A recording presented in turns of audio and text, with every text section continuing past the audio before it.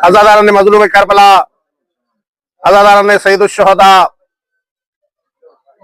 आज यौमुल हुसैन है। उस मजलूम इमाम का दिन है कि जिस मजलूम इमाम ने करबला के मैदान में अपना सब कुछ दीन इस्लाम पर कुर्बान किया, जिस मजलूम इमाम ने अपने बच्चे भी दिए, अपना घर भी दिया, अपनी बेटियों की बीबियों की चादरें भी इस दीन इस्लाम पर कुर्बान कर दी। आज़ादारों, अल्लाह ताला कुरान में इरशाद फरमाता है कि तुम जब तक अपनी पसंदीदा चीज अल्लाह की राह में नहीं देते, उस वक्त तक तुम नेकी तक नहीं पहुंच सकते, उस वक्त तक तुम नेकी तक तुम फायज नहीं हो सकते। और सबसे ज्यादा पसंदीदा चीज इंसान को माल होता है, दौलत होती है, सबसे ज्यादा पसंद ये चीज है। और इमाम हुसैन अलैहिस्सलातु वस्सलाम को देखते हैं तो करबला के मैदान में मौला हुसैन अलैहिस्सलाम जब जा रहे थे तो उस वक्त मजलूम इमाम ने अपना माल मिल्कियत सब मदीने में छोड़कर करबला का रुख इख्तियार किया।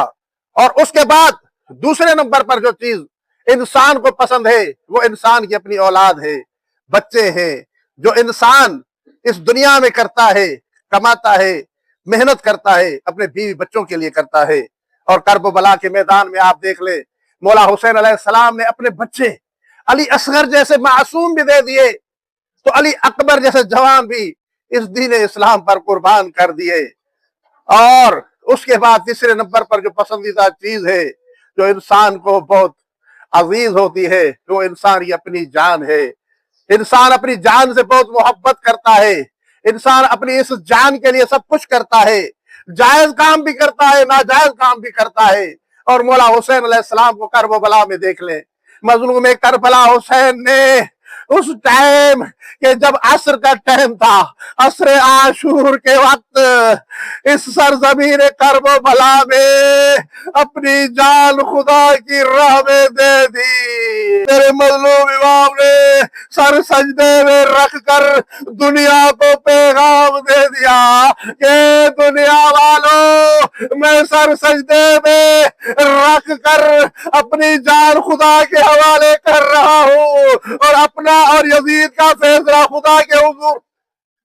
आज़ादारों, उसके बाद चौथी चीज जो आखिरी इंसान को पसंद है वो अपनी माओ बहनों की चादरें हैं। और इंसान यही चाहता है मेरी जान चली जाए, मेरे बच्चे चले जाए, मेरी दौलत चली जाए, लेकिन मेरी माओ बहनों की चादरों पर किसी की नजर न पड़े। मेरे मौला हुसैन ने करबला के मैदान में अपनी बीबियों